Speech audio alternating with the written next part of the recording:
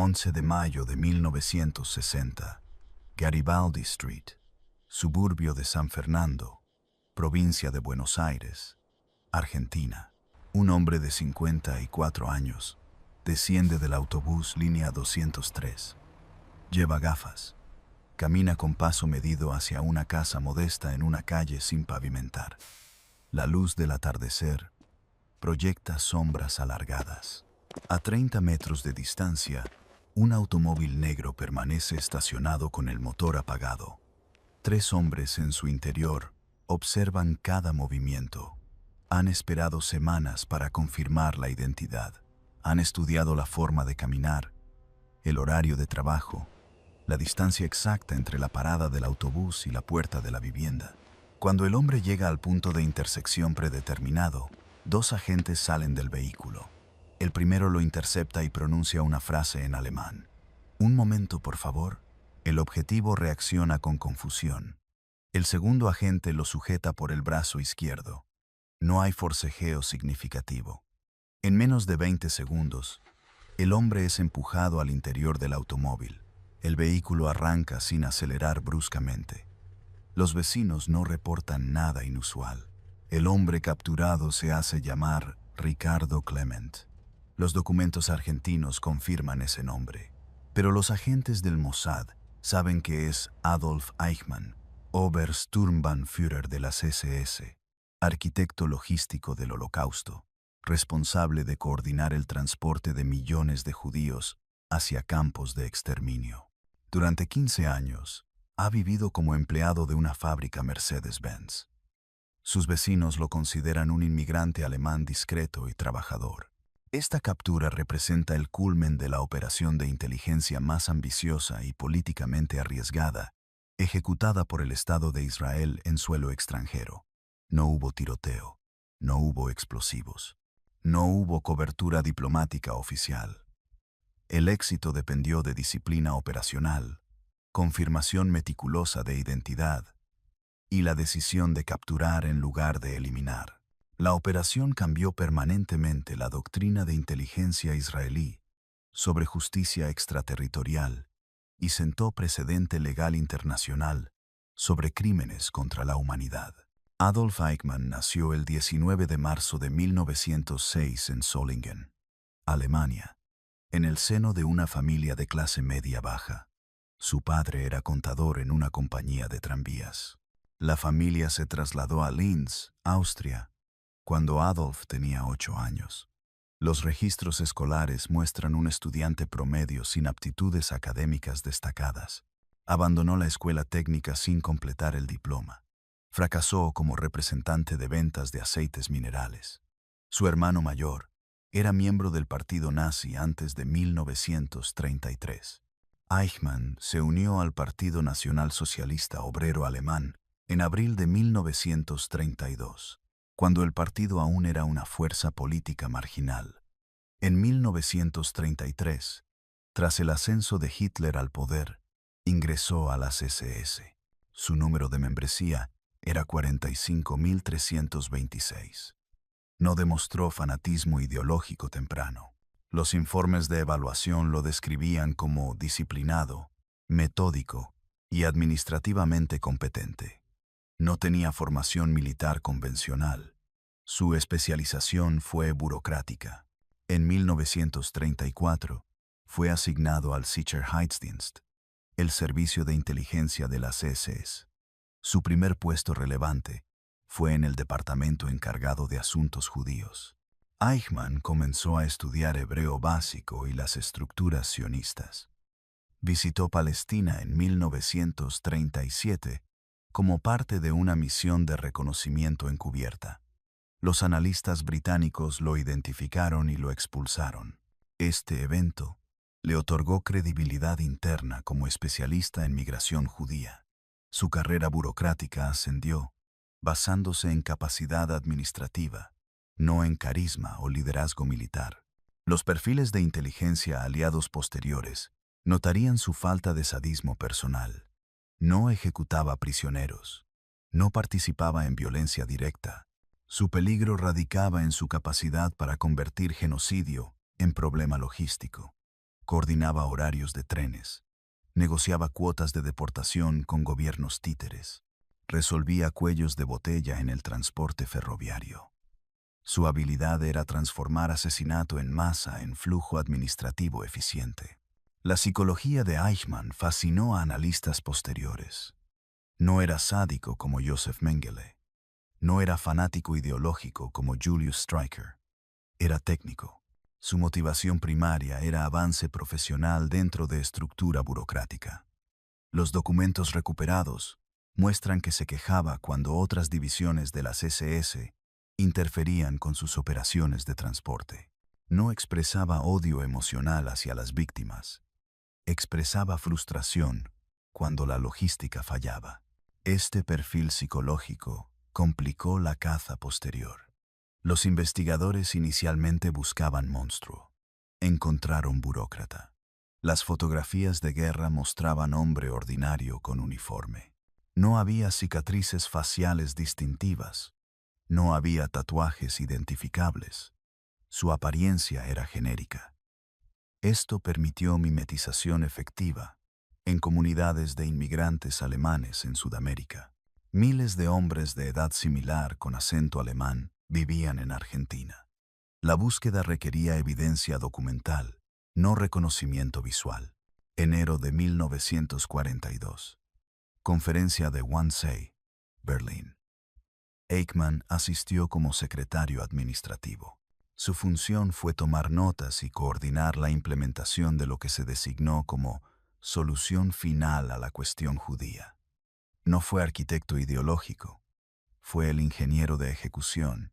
Los documentos recuperados tras la guerra muestran su firma en cientos de órdenes de transporte, asignaciones de vagones ferroviarios y coordinación con autoridades locales en territorios ocupados. Su despacho en Berlín operaba como centro neurálgico de deportaciones. Eichmann calculaba capacidad de transporte contra capacidad de procesamiento en campos. Resolvía conflictos cuando la Wehrmacht requisaba trenes para uso militar. Negociaba con funcionarios húngaros, franceses, holandeses y griegos. Los registros muestran que deportó personalmente a 476.000 judíos húngaros entre mayo y julio de 1944, cuando la guerra ya estaba perdida para Alemania. La eficiencia administrativa continuó independientemente de la lógica militar. La operación húngara reveló capacidad organizacional excepcional.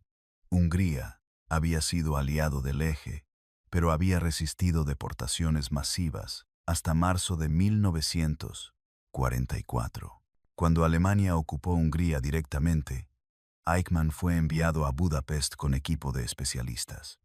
En 8 semanas, organizó red completa de deportación, identificó población judía mediante registros municipales, estableció guetos temporales, coordinó transporte ferroviario con Reichsbahn, negoció cooperación con Gendarmería húngara, deportó promedio de 12.000 personas diariamente. Este ritmo superaba capacidad de procesamiento en Auschwitz. Los trenes llegaban más rápido de lo que cámaras de gas podían operar. Eichmann no ajustó cronograma. Presionó a comandante del campo Rudolf Höss para aumentar eficiencia.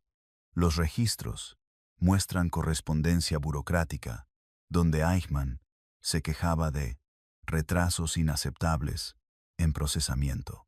El lenguaje era administrativo. No mencionaba asesinato directamente. Usaba eufemismos, tratamiento especial, reubicación, solución definitiva. Los informes de inteligencia británicos de 1944 identificaron a Eichmann como objetivo de alta prioridad por primera vez, no por brutalidad personal, sino por su papel central en la coordinación del Holocausto.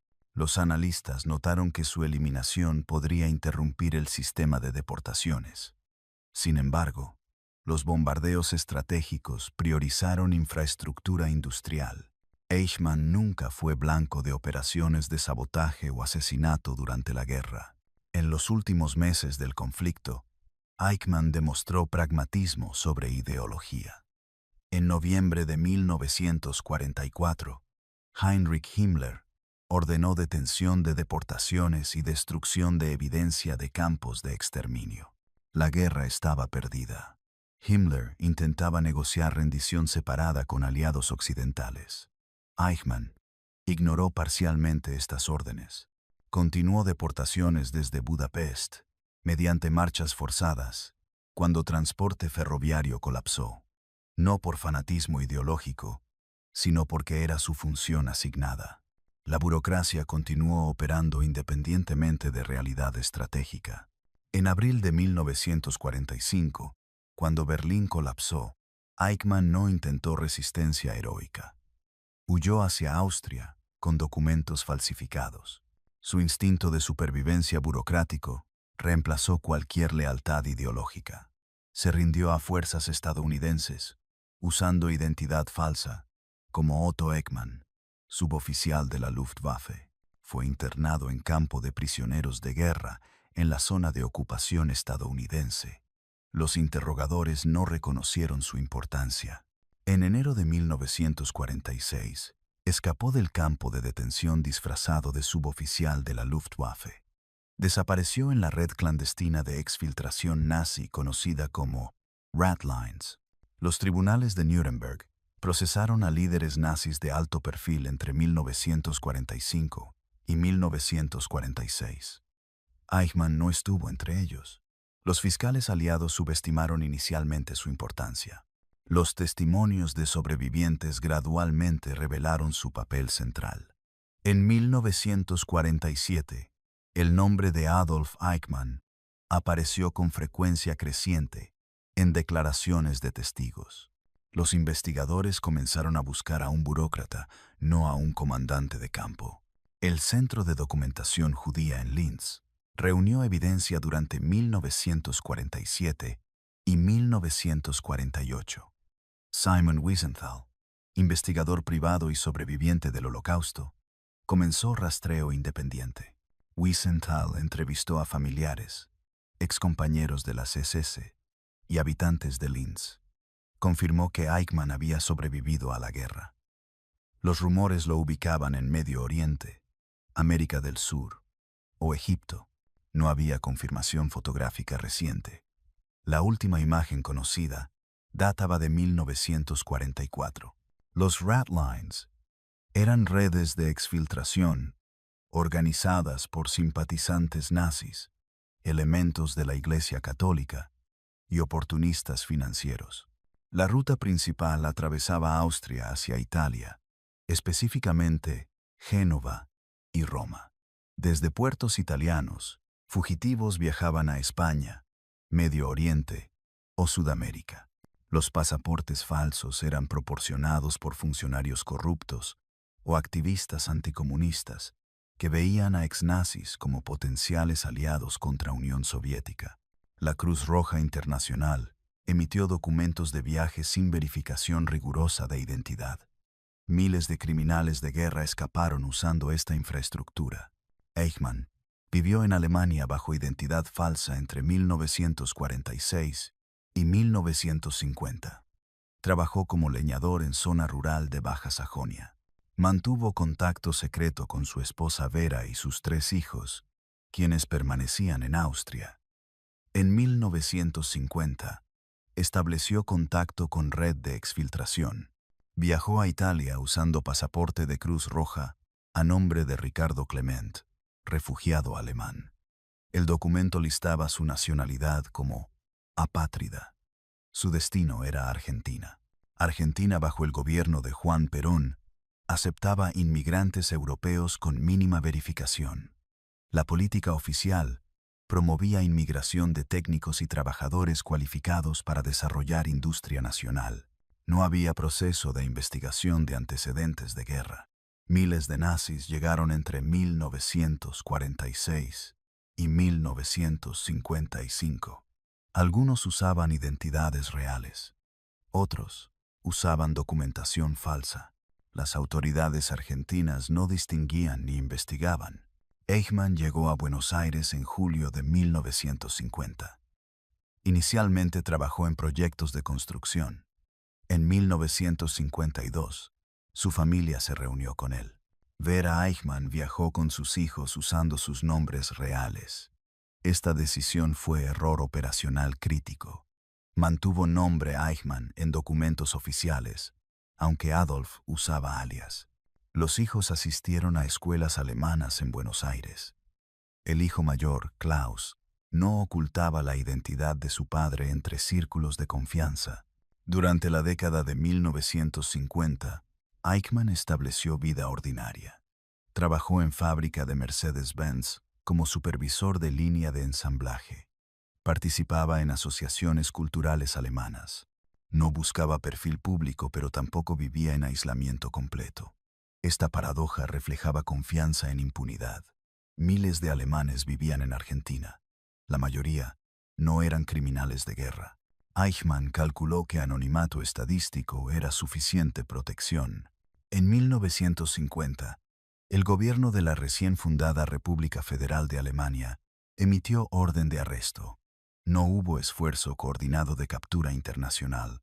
Eichmann era prioritario para investigadores judíos, no para gobiernos occidentales. La Guerra Fría redirigió recursos de inteligencia hacia amenazas soviéticas. Los criminales nazis de bajo perfil público no justificaban operaciones internacionales costosas.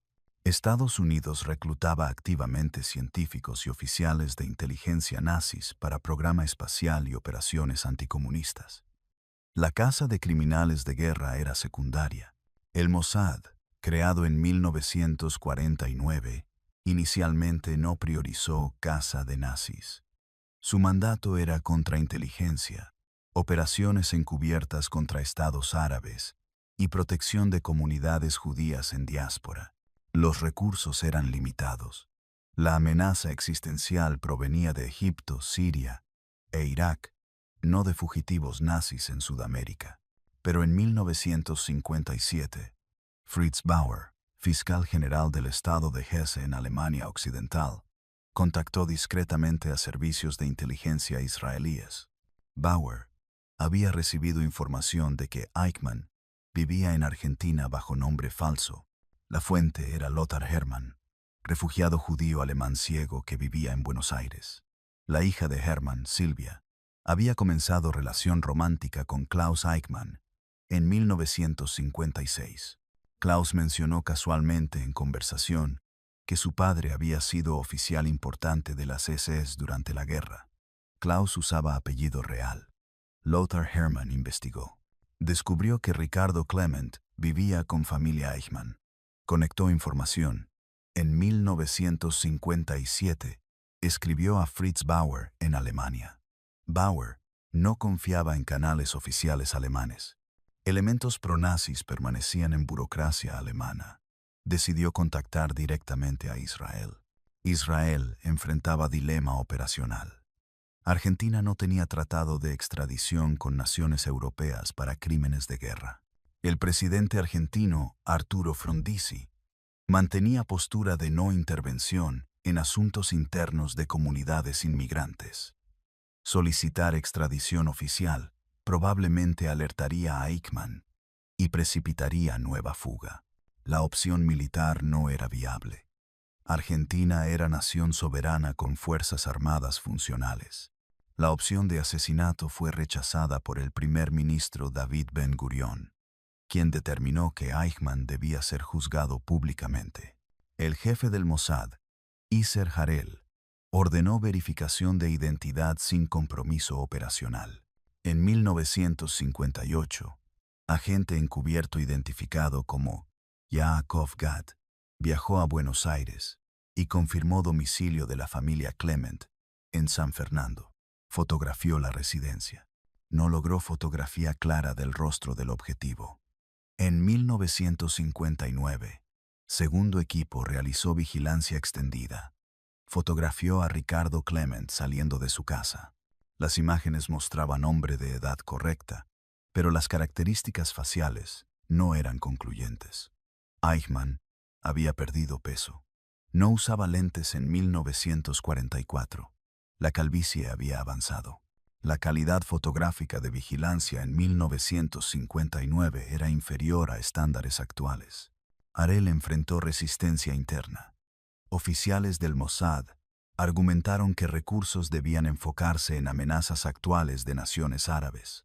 La captura de Eichmann era proyecto de justicia histórica, no de seguridad nacional inmediata. Ben Gurión insistió. La captura tendría valor simbólico y educativo. Mostraría que crímenes contra el pueblo judío no prescribían. Demostraría capacidad operacional israelí en cualquier continente. Establecería precedente para justicia extraterritorial. La planificación operacional consumió 18 meses. El Mossad necesitaba confirmación absoluta de identidad antes de ejecutar captura. Error de identidad sería catástrofe diplomática y operacional.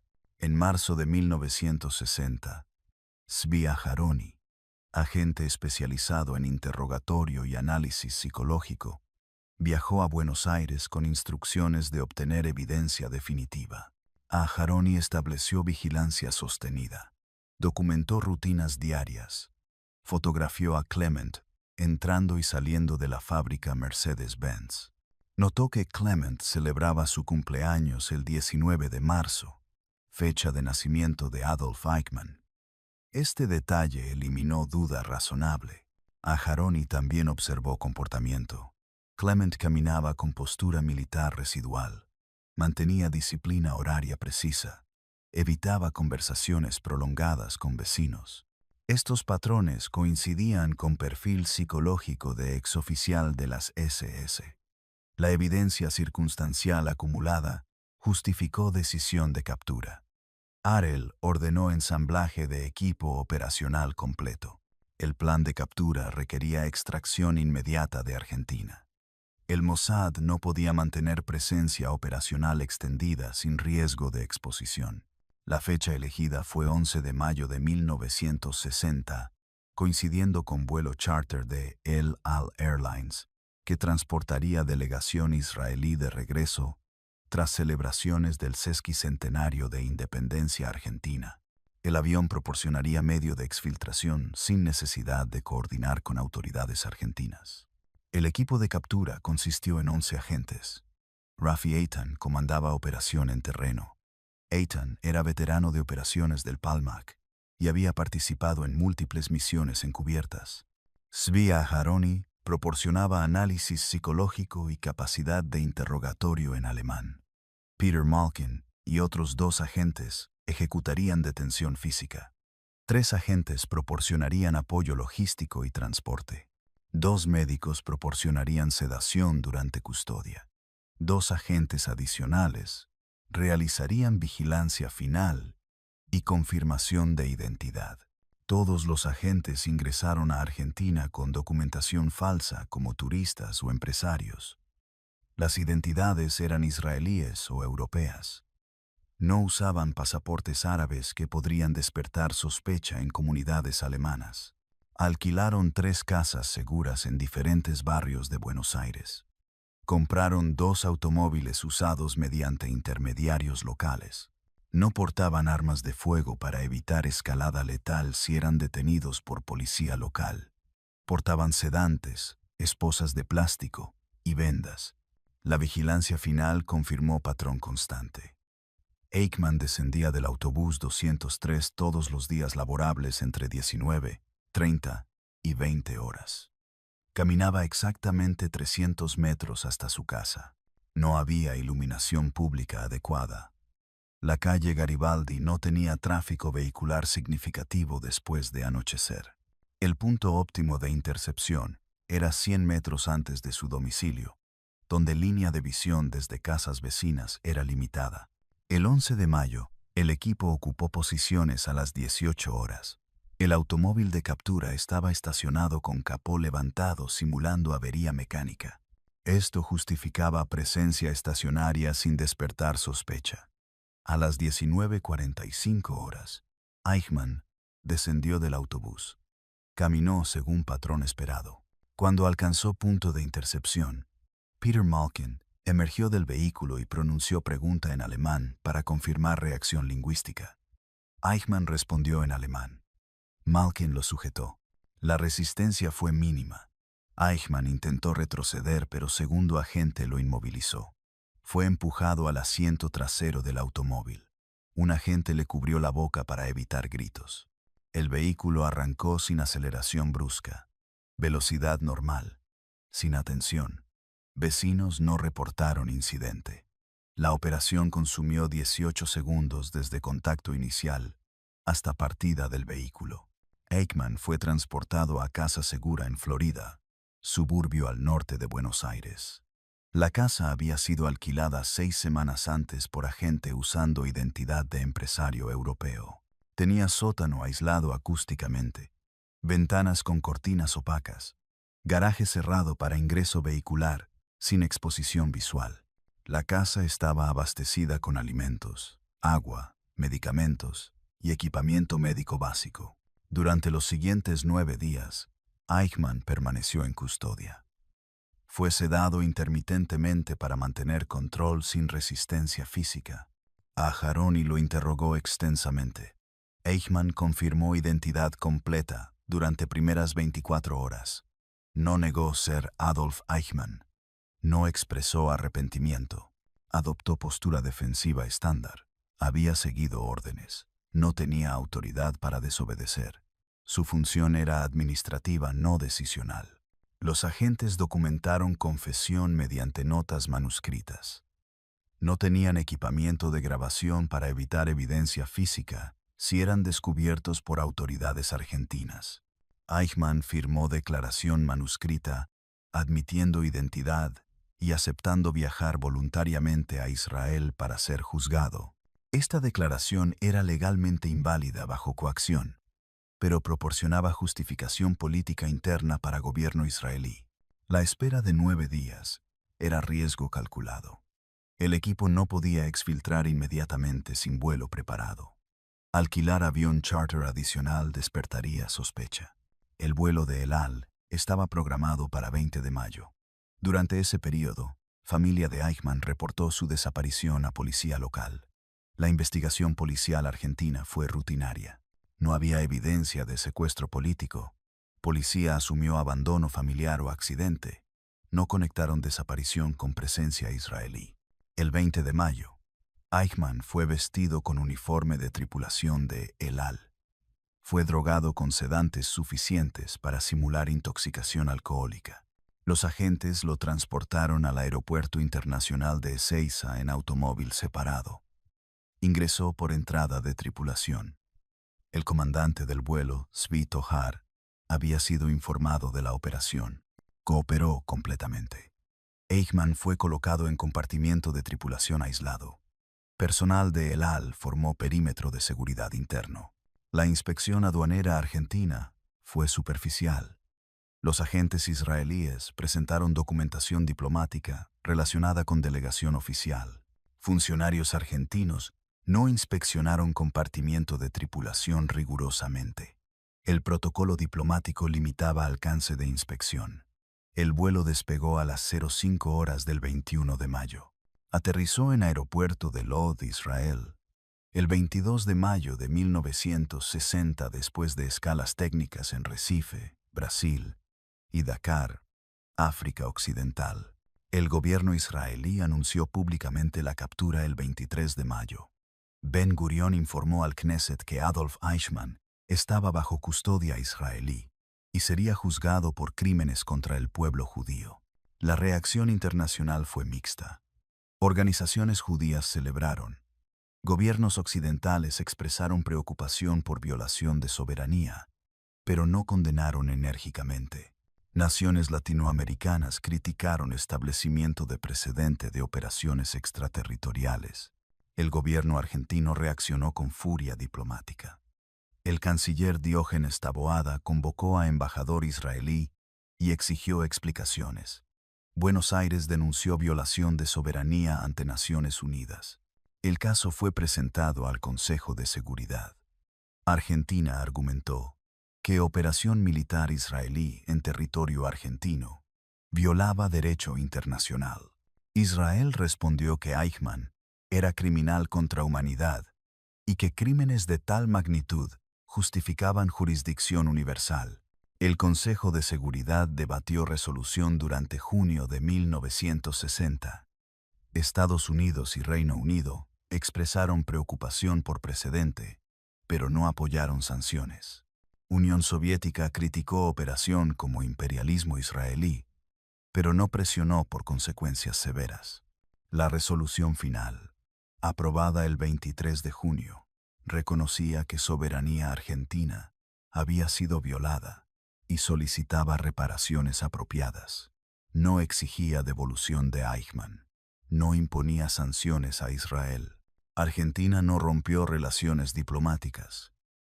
El incidente se resolvió mediante disculpa formal israelí, presentada en agosto de 1960, y pago de compensación simbólica no especificada públicamente. Las relaciones bilaterales se normalizaron gradualmente. El gobierno argentino enfrentaba críticas internas por haber proporcionado refugio inadvertido a criminal nazi. La presión pública argentina favorecía resolución diplomática sobre escalada. El juicio de Adolf Eichmann comenzó el 11 de abril de 1961 en Beth Mishpath, en Jerusalén. Fue conducido en sala, especialmente construida con cabina de vidrio antibalas para el acusado. El tribunal estaba compuesto por 3 jueces, Moshe Landau como presidente, Benjamin Halevi y Yitzhak Rabé. El fiscal general Gideon Hausner dirigió acusación. Eichmann fue representado por Robert Servatius, abogado alemán, pagado por gobierno israelí. La acusación presentó 15 cargos. Crímenes contra el pueblo judío, crímenes contra la humanidad, crímenes de guerra, crímenes contra perseguidos políticos, membresía en organizaciones criminales. Cada cargo estaba respaldado por documentación extensa. Órdenes de transporte firmadas por Eichmann, testimonios de sobrevivientes, evidencia de planificación logística. 112 testigos declararon durante 4 meses. Sobrevivientes de Auschwitz describieron condiciones en trenes de deportación. Sobrevivientes húngaros describieron operaciones de Eichmann en Budapest. Oficiales nazis capturados previamente proporcionaron contexto sobre estructura de comando de las SS. La evidencia documental era abrumadora. Eichmann no negó hechos materiales, negó responsabilidad legal. Su defensa se basó en argumento de obediencia debida. Eichmann argumentó que era oficial medio, sin autoridad decisional. Afirmó que su función era administrativa. Sostuvo que oponerse a órdenes habría resultado en su ejecución. Citó jurisprudencia sobre responsabilidad de subordinados. El tribunal rechazó estos argumentos. Determinó que Eichmann había tenido poder discrecional significativo. Determinó que había actuado con entusiasmo que excedía órdenes formales.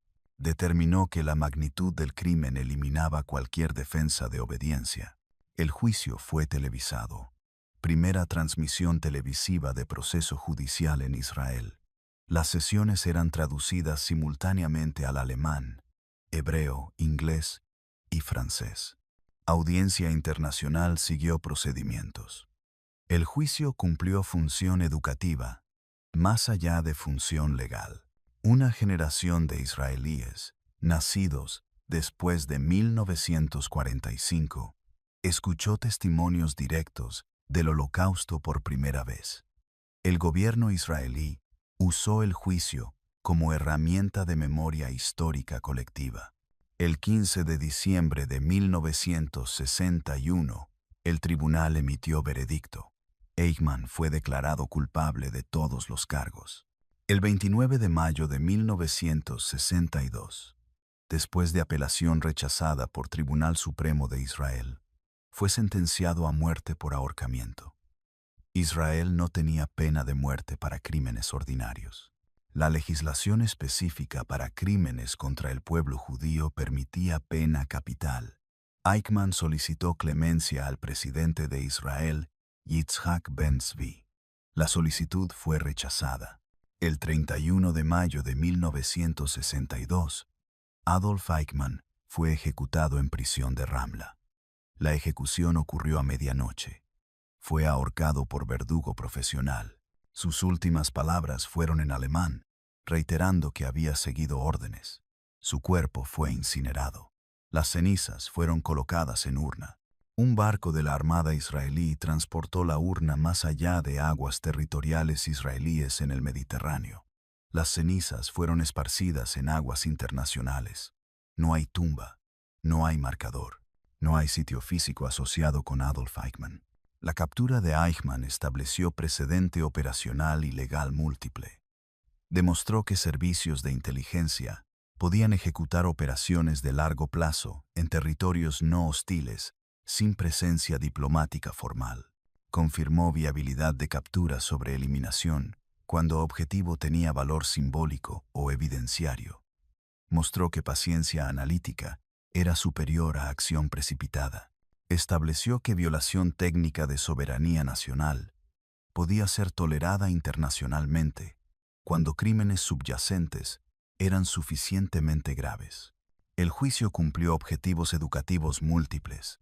Una generación de israelíes nacidos después del Holocausto escuchó testimonios directos por primera vez. La cobertura mediática internacional forzó confrontación pública con genocidio nazi en naciones que habían minimizado responsabilidad. Alemania Occidental intensificó persecución legal de criminales de guerra después de 1961. Fiscal Fritz Bauer usó publicidad del caso Eichmann para presionar investigaciones domésticas. Juicios de Auschwitz en Frankfurt entre 1963 y 1965 procesaron 22 exoficiales de las SS. El modelo de justicia pública reemplazó ejecuciones sumarias. La operación reveló debilidades estructurales significativas. Dependencia de inteligencia humana requería años de verificación. El Mossad invirtió recursos extensos para confirmar identidad de un solo individuo. La metodología no era escalable para cientos de fugitivos nazis. Riesgo político de operaciones extraterritoriales limitaba aplicabilidad del modelo.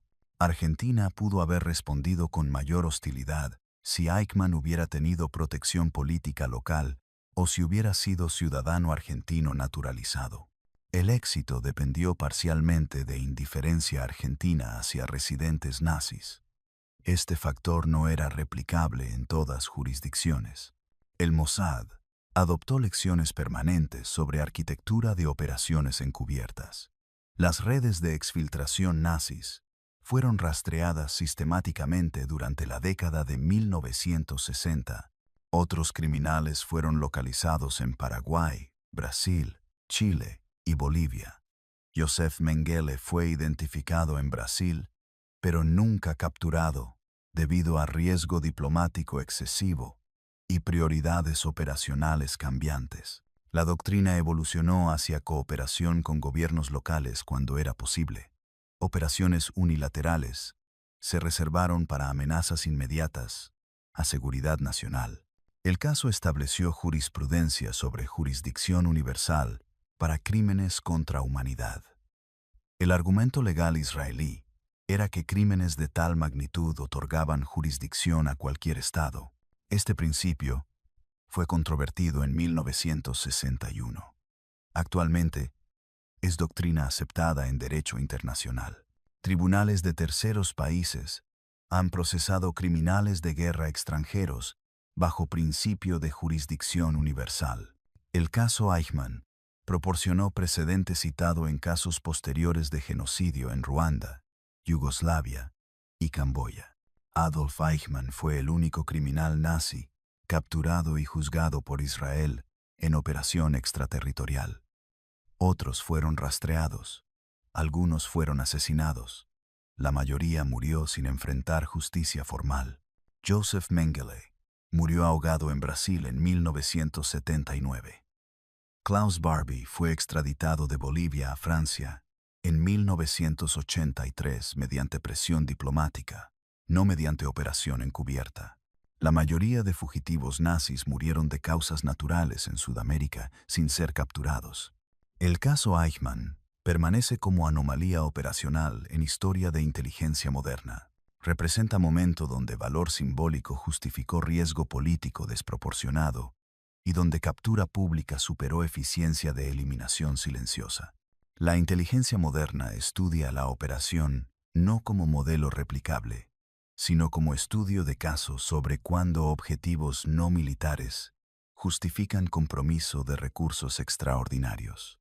La lección central no fue técnica, fue estratégica. Algunas capturas valen más que eliminaciones porque establecen narrativa pública. Algunas justicias requieren testigos porque víctimas merecen reconocimiento formal.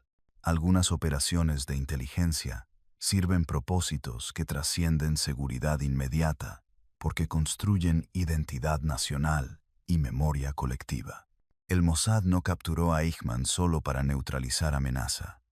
Lo capturó para demostrar que Estado de Israel funcionaba como garante de justicia para crímenes contra pueblo judío, cuando ninguna otra institución lo haría. La operación final demostró capacidad operacional en hemisferio remoto sin infraestructura diplomática. Demostró que Israel operaría extraterritorialmente cuando intereses fundamentales lo requirieran. Demostró disciplina operacional bajo presión política extrema. Demostró que objetivos simbólicos podían justificar riesgo que objetivos tácticos no justificarían. Estas lecciones informaron operaciones posteriores contra amenazas terroristas, programas nucleares hostiles y redes de proliferación de armas. La captura de Adolf Eichmann no fue venganza, fue justicia procesada mediante sistema legal transparente. No fue asesinato. Fue arresto seguido de juicio público con representación legal adecuada. No fue operación militar. Fue operación de inteligencia con minimización deliberada de violencia. No fue precedente para impunidad de operaciones extraterritoriales. Fue precedente para responsabilidad legal de crímenes que ninguna frontera nacional puede proteger. La inteligencia moderna reconoce que algunas operaciones justifican su riesgo, no por efectividad táctica, sino por imperativo moral que trasciende cálculo estratégico convencional.